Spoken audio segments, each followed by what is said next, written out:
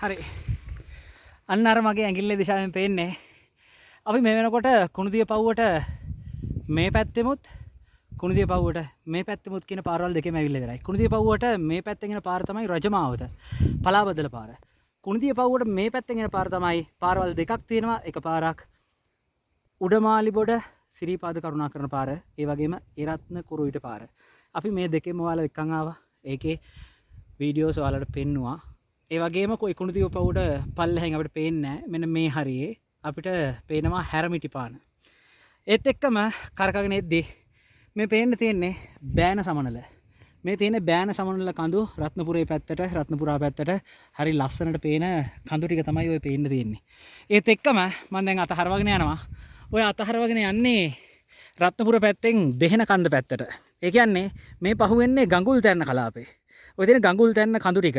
ඒත් එක්කම මෙන්න මේ හරියෙන් ඔන්න ඔය හරියෙන් අපිට පේන්න තියෙනවා අපි ආපු ඒ මරේ කන්ද ආන් ඒ හරියේ ආශ්‍රිත කලාපය සහ ඔතන පල්ලමේ මේ හරියේ ඕන් ඔය ටිකේ තියෙනවා අපි පහු කරගෙන ආපු ඔය අග්ගලා 12 කියන බත්තුලුවේ ආරම්භක ස්ථාන කලාප ටික. ඒත් එක්කම මෙන්න මේ පොයින්ට් එකෙන් මෙන්න මෙතනින් අපි පෙන්වන්නේ රත් කන්ද එහෙම නැත්නම් ඊයේ දිනයේ ඔය කන්දට එහා පැත්තෙන් තියෙන දෙහෙන කන්ද ඉඳන් තමයි අපි අපේ වන්දනාකාරයෝ ටික සිරිපාද හිමේ වැඳ ගන්න වාරයේ පිටත් උනේ.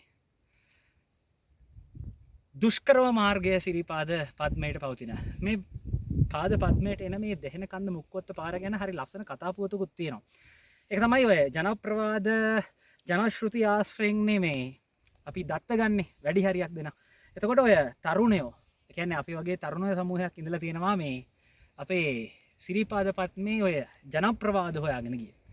ඒ හොයාගෙන ගිය කතාවේදී ඔය දෙහෙන කන්ද පැත්තෙන් පරණ රජමාවතක් තිබ්බාය. එහෙම නැත්නම් මේ හඳුන්වන රජමාවත නෙවෙයි, පැරණි රජවරුන් වැඳ පුදාගත්තා වූ මාවතක් තිබ්බාය. ඒක තිබ්බේ ඔය රත්කන්ද ඒ පැත්තේ පවතින ඔය පැරඩයිස් ඇල්ල තියෙන බිලිහුල් බත්තුළු ඔය ආශ්‍රිත කලාපය කියලා මේ කට්ටිය හොයාගෙන ඇවිල්ලා ඒ හොයාගත්තු පාර තමයි අපි මේ ඇවිල්ලා තියෙන්නේ. මේ අලුත් පාරක් රත්නපුරා පාර හැරෙන්න, හැටන් පාර හැරෙන්න, උඩමාලිබොඩ පාර හැරෙන්න, සඳගල තැන්න මාර්ග හැරෙන්න, රත්නකුරුවිට පාර හැරෙන්න.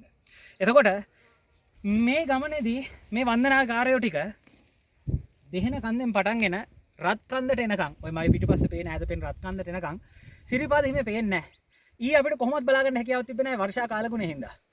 ඒ හින්දා අපි රත්කන්ද පහු කරගෙන අපි ආව පැරඩයිස් ඇල්ලට. ඔය පේන දෝරුව කලාපේ තියෙනවනේ. ඔය දෝරුව කලාපේ තමයි පැරඩයිස් ඇල්ල කලාපය. ඔය අලුතෙන් හොයාගත්තු පාරක්, අලුතෙන් හදාගත්තු පාරක් තියෙනවා ෆිෂින් හට් හරහා රජමලේ සඳගල තැන්න තියෙන ෆිෂින් හට් හරහා හදාගත්ත පාරක් තියෙනවා පැරඩයිස් ඇල්ල පාර කියලා. ඒ පැරඩයිස් ඇල්ල පාරේ පැරඩයිස් ඇල්ල දියා ඇල්ල ගාවට තමයි ඔය දෙහෙන කන්ද පාරෙන් ඇවිල්ලා සම්බන්ධ වෙන්නේ.